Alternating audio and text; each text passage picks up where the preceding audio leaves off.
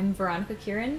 I am an anthropologist and a photographer and a writer and a designer and an entrepreneur.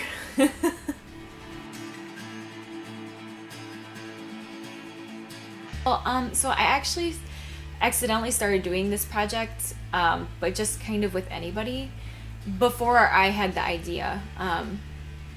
The reason being, I was talking with a friend of a friend, and she was talking about how she loves to teach.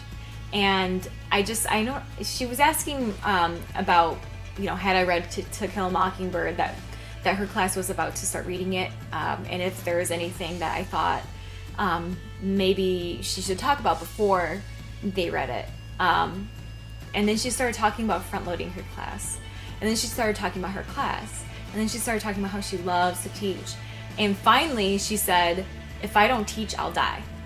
And it was that like slug in the gut kind of feeling, like, oh my gosh, this is a person of passion who is almost an anomaly these days because our teachers are so, neglected, really, more than anything else.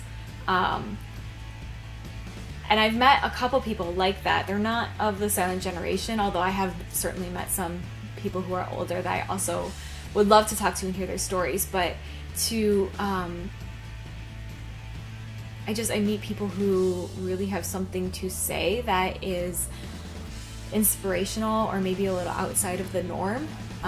And I think at the very least, it's important to not only record, but to hear stories that are not from your little corner of the world or that you're not used to, because it rounds out your knowledge of what it means to be human and to exist, especially in this country.